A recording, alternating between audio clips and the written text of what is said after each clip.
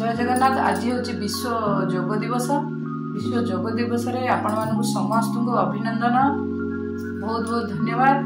मु जस्ना आपण मानक स्वागत करछि मोर वीडियो रे। विश्व योग दिवस रे जेबे करिबा योग केबे न रहिबो रोग, रक्त मांस हाड़र शरीर याकू तो आमको फिट रखिया जेमिति हेले पड़िबो। कोटी कोटी टंकार संपत्तिर मेसिन भगवान आमको देइछन्ते मागणा रे, ताकू आमे केमती सुरक्षा करी रखिबा। गोटे मेसिन 30-40 वर्ष व्यवहार कले सेटा पुराना हो जाउची। आम शरीर थिबा मेसिन गुड़िक आमे जदि योग करिबा प्रतिदिन ताकू आमे सुरक्षा रे 60-70 वर्ष पर्यंत रखी पारिबा।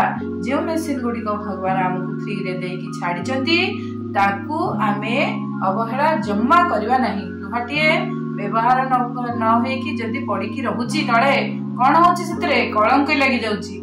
जदि आमे खाइकिरी सीधा आसिकी सोई पड़िबा सबुबेले तेबे आमे कोन हबा धीरे धीरे मोटा हो जावा। मोटा हवा फଳରେ हमर जावतीय प्रकार डिफेक्ट बाहरी जीव एवं सब मेसिन ऑटोमेटिक पुराना हो जीव। तेणु करी आको आमे सबुबेले पई नुआ करी रखिबा को हेले आज जीवा योग दिवस रे शपथ नेबा एवं सूर्य नमस्कार करिबा। चलंतु जीवा पिला मानकु नै कि योग करिबा। आज आसंतु विश्व योग दिवस अवसर रे योग को दैनंदिन अभ्यास रे परिणत करिबा पई शपथ ग्रहण करिबा।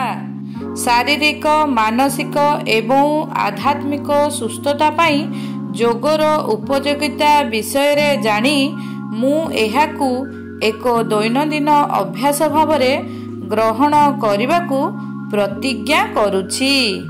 योगासन, प्राणायाम, ध्यान किंबा एकाग्र चित्त सह मु प्रत्येक दिन योग करिबा पई समय उत्सर्ग करबाकू प्रतिश्रुति देउछि। योग को आमर नित्यदिनिया जीवन रे जोड़ी उत्तम स्वास्थ्य एवं मानसिक शांति लाभ पई समस्त को प्रोत्साहन देबा सह मोर परिवार, बंधु एवं समाज को ए दिगरे उत्साहित करिबी। धन्यवाद।